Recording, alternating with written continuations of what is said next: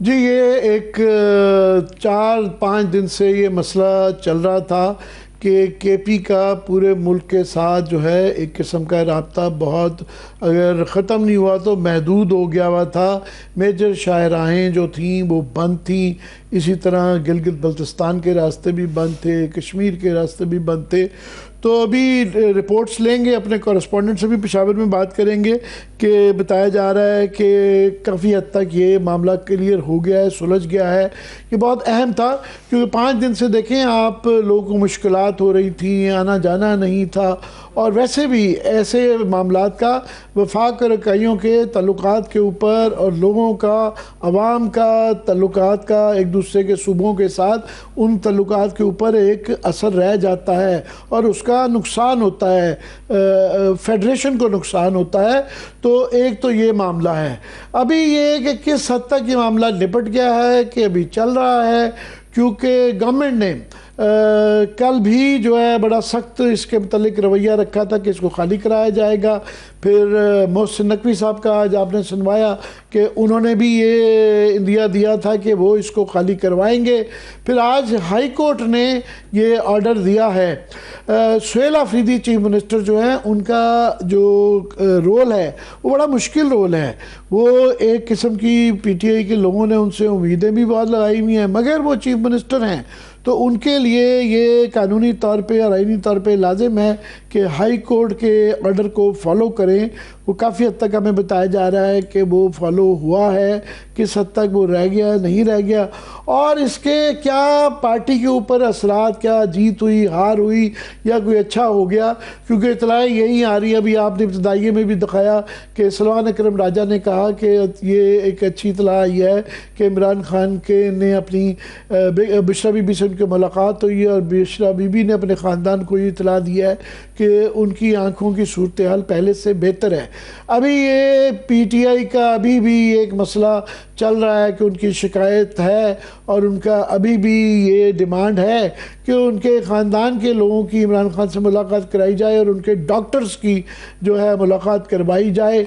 अमित साहब, इस पे फैमिली सोर्सेज का ये कहना है, जो प्रेस कॉन्फ्रेंस की है अलीमा खानम ने, उनका ये कहना है कि जो बुशरा बीबी से आज मुलाकात हुई है, उनकी भाई की, उनकी बहन की और भाभी की, उनका ये कहना है कि इमरान खान ने ये पैगाम दिया है कि मेरी आंखें बिल्कुल ठीक नहीं है और मुझे मेरे डॉक्टर्स तक रसाई दी जाए।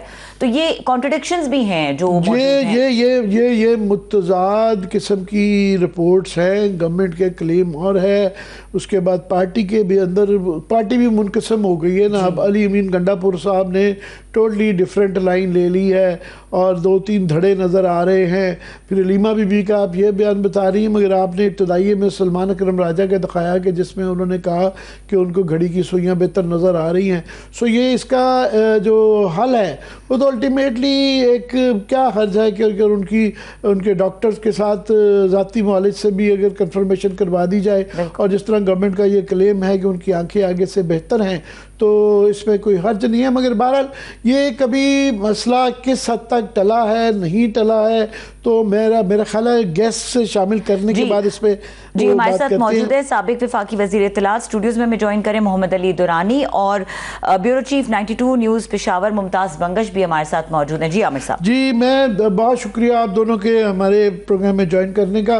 दुरानी साहब, आपकी इजाज़त से मैं ज़रा बंगश साहब से, पेशावर में बैठे हैं, ब्यूरो चीफ है हमारे, इनसे इतला ले लूँ कि अभी जो है वहाँ सड़कों की जो शाहराहें थी केपी को लिंक करती हैं जो बाकी मुल्क के साथ, वो किस हद तक खुल गई हैं, क्या सूरत हाल है? शुक्रिया आमिर साहब। असल में यहाँ पे जो मसाइल थे वो ज्यादातर उन शाहराहों पे थे, उन सड़कों पे थे जो पंजाब के साथ उनकी बाउंड्रीज लगती है। मिसाल के तौर पे जो अटक पे जीटी रोड था वो मुकम्मल तौर पर बंद था। लोगों को काफी मुश्किलात थी, क्योंकि सिर्फ ये नहीं कि पंजाब और खैबर पख्तूनख्वा के दरमियान राब्ता मुनक़ता हुआ था, बल्कि आसपास के इलाके जो थे वो भी बुरी तरह मुतासर हो रहे थे। इवन लोग अस्पतालों तक नहीं पहुंच पा रहे थे। इसके अलावा फिर जो दूसरा बड़ा मसला था वो डीआई खान के इलाके में था, जहाँ डेरा मियांवाली मोटरवे जो है, और इसके अलावा डेरा चश्मा, और इसके अलावा डेरा इस्माइल खान से इस्लामाबाद तक की मोटरवे जो है, और सीपैक में 11 के मुकाम पर यह भी मुकम्मल तौर पर बंद था। दूसरी तरफ हम देखते हैं हजारा में हदीदिया के मुकाम पे मुकम्मल तौर पर मोटरवे को बंद किया गया था। वहां पे वो जो मेन सड़क थी वो भी बंद थी, और हजारा में मुस्लिमाबाद के मुकाम पर भी मोटरवे को बंद किया गया था। खुशहालगढ़ में जो कोहाट और करक वरीनी इलाकों को पिंडी से मिलाते हैं, उस पॉइंट को भी बंद कर दिया गया था। और जो सबसे जो अहम बात है सब वो ये है कि करक में जो नाशपा ऑयल एंड गैस प्लांट है उसे मुकम्मल तौर पर बंद किया गया था, जो इंतहाई तशवीशनाक बात थी। लेकिन पेशावर हाई कोर्ट के आर्डर के बाद प्लांट बंद होने से ये था कि वहां से जो तरसील थी वो रुक गई थी उस प्लांट से, जिसका एक बहुत बड़ा इकोनॉमिक इम्पैक्ट भी। प्लीज जारी रखिएगा। जी बिल्कुल, ये एक वाकई एक तशवीशनाक बात है, आपकी बात बिल्कुल दुरुस्त है।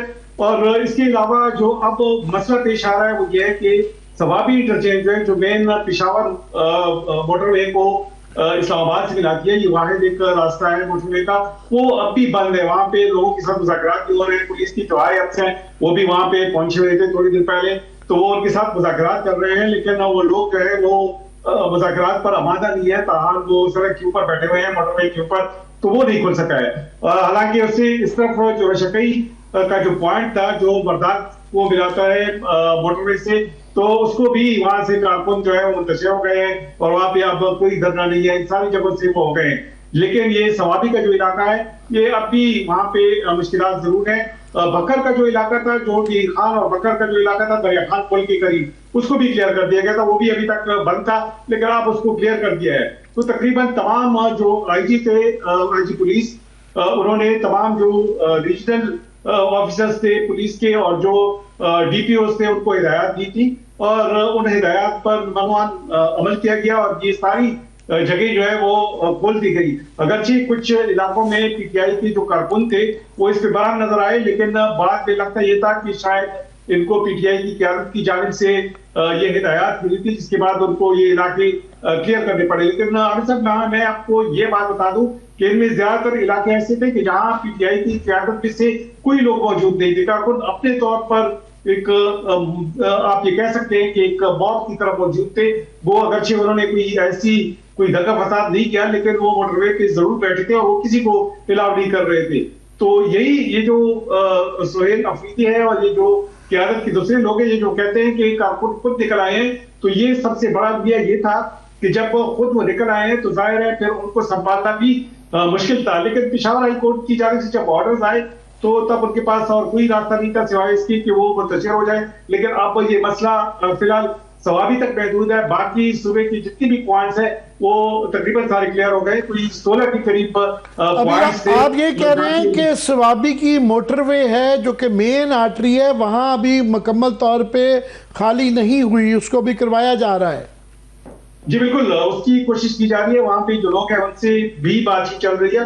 पुलिस के हाई अफसर भी थोड़ी देर पहले भी वहां पे पहुंच चुके थे, और दिन के वक्त भी वहां पे ये सिलसिला जारी रहा। शुरू में लोग तकसीमों गए थे, कुछ ये कह रहे थे कि ये खोल देंगे, कुछ ये कह रहे थे कि नहीं खोलेंगे। बाद में जब वो पुलिस के हाई अफसर पहुंचे तो वहां पे बाकायदा तौर पे नारेबाजी भी हुई, लेकिन चूंकि उधर वो कंट्रोल करने वाला कोई वाहिद शख्स था ही नहीं, तो इसलिए ये मसला अभी तक मौजूद है। और जब तक क़यादत इसमें मुदाखलत नहीं करेगी तब तक ये मसला किसी हद तक रहेगा, क्योंकि यहाँ तो पुलिस की एक ये मजबूरी भी है कि उनके खिलाफ कोई फोर्स का इस्तेमाल भी नहीं कर सकते, आंसू गैस का इस्तेमाल कर सकते, लाठीचार्ज नहीं कर सकते, क्योंकि हुकूमत इनकी है। तो जाहिर है उनको जो हुकूमत है उनकी हिमायत की जरूरत पड़ेगी, और वहां पे जो लीडर्स हैं। लेकिन जिस तरह मैंने बताया, चूंकि वो अपनी मर्जी से निकले तो इसलिए उनको जरा कंट्रोल करना भी इतना आसान काम नहीं होगा। बहरहाल जब दीगर पॉइंट्स क्लियर हो गए हैं तो मुझे नहीं लगता कि ज्यादा अरसे तक ये सस्टेन कर लेंगे और ये वहां पे रह पाएंगे। शायद कल तक मोटरवे को भी ये यहाँ पे सवाबी के मुकाम पर इसको क्लियर